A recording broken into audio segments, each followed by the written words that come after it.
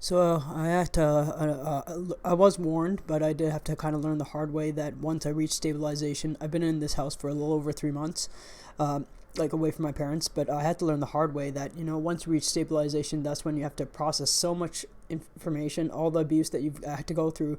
Like I know my parents did not willingly do this. They did not know what they were doing by like literally giving me no privacy whatsoever, by writing notes, being overly controlling, and just like pretty much making every choice for me, and even controlling what I ate. Like I recall my mom would control what I ate. Like it was just ridiculous. Like yeah, they did not know that it was such a toxic environment. Favoring my brothers, and then just kind of just like putting me to shit.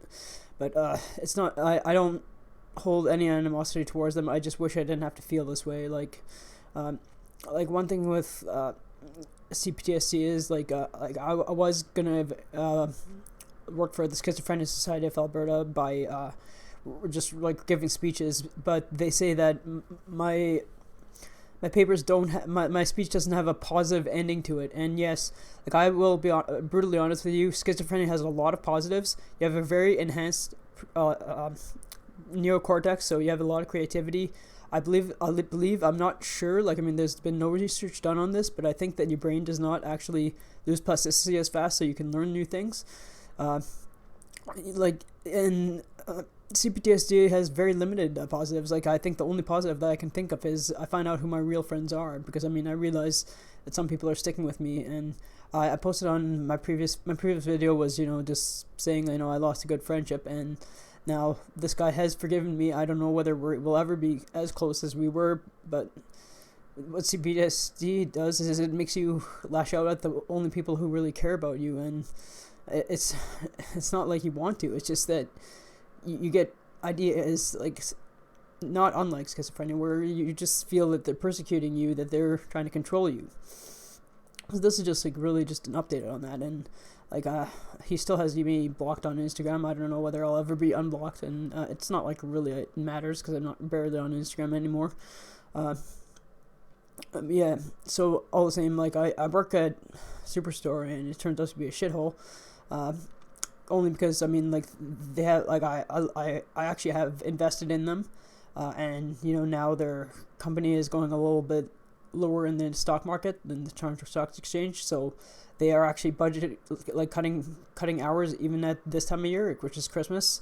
So I get 24 hours a week, and that's not a livable wage. So obviously I've applied elsewhere as well.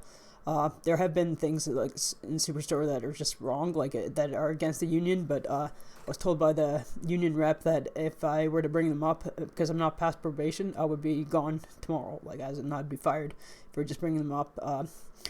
For example, my manager, she said, most people work 3 hours extra to reach quota. I mean, generally speaking, if you're not paid for those 3 hours, you're not supposed to work them. But the other thing was she only gave me 9 hours between shifts. The union states you have to give 10 hours between shifts. Otherwise, you get paid overtime for the whole rest of the shift. But of course, they're not going to give me overtime. That being said, Superstore does hire people with disabilities, but they only put them in a certain area. I'm considered like a person with a disability whom they can screw over as much as they want, but I don't get proper treatment. Like, for example, they can change my schedule without 24 hours notice and just say, oh, yeah, but we're pretty sure you agreed to it, and just move on from that. Uh, as for the government, I kind of had a big relapse when the Liberals got in. Fuck Trudeau. Yeah, but like the Alberta provincial government is really bad. Like they've decreased AISH. I mean, like I'm not on AISH, and I don't think I can get it ever.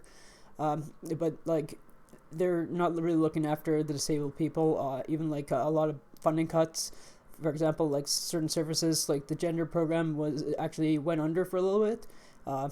So like I'm transgender, and just like there are cuts. My psychologist had to move, and yeah, he's actually I don't have the same psychologist anymore. As for that, I actually have another a trauma therapist. Well, a therapist really, but she's trying to help me with my trauma.